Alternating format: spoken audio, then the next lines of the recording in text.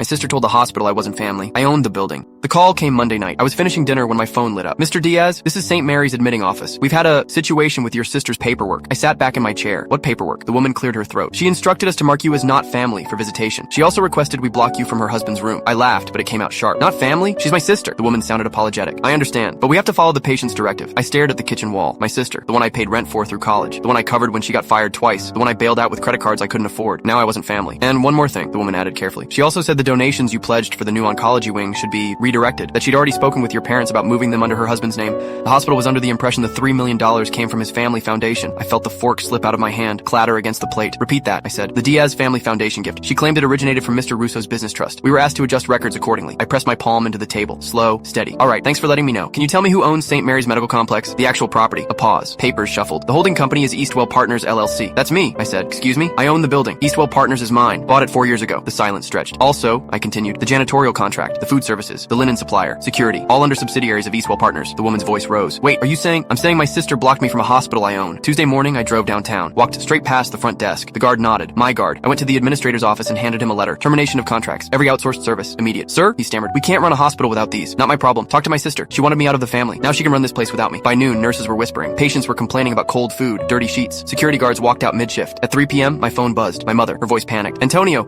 your sister says the hospital's shutting down basic services. What did you do? What she asked, I said. She sputtered. She didn't mean it literally. She just didn't want drama at the hospital. She stole my donation and erased my name. She told strangers I wasn't family. She got what she wanted. An hour later, my father called, his voice low. Son, let's not take this too far. You've made your point. No, I said. Not yet. I forwarded the itemized contracts to the board. Every invoice, every check, every wire transfer. Line after line, Diaz Family Foundation. Not Russo, not anyone else. At 5 p.m., my sister called. Finally, her voice cracked. Tony, what are you doing? The staff's in chaos. Mom's crying. Dad's furious. Please. You told a hospital I wasn't your family. You embarrassed me for years. You had everything handed to you while you what? While I paid for your degree? While I covered your mortgage the first 2 years? You erased me from my own gift. She went silent. Then, we can fix it. I'll change the paperwork. No, I said. You've got 3 hours to explain to the board why their building's contracts just collapsed. I'll be waiting. Click. By 6 p.m., the hospital board flooded my inbox. By 7, the local news called. By 8, my parents showed up at my door. I opened it, leaning on the frame. Dad's face was red. Your sister says you're sabotaging her husband's care. I shook my head. No, she sabotaged herself. I just stopped pretending. And then my sister pulled up in her car. She ran up the walkway, her face blotchy, eyes wild. You can't do this, she screamed. He needs that hospital. We need that hospital. You'll ruin us. I stood there in the doorway, and I said,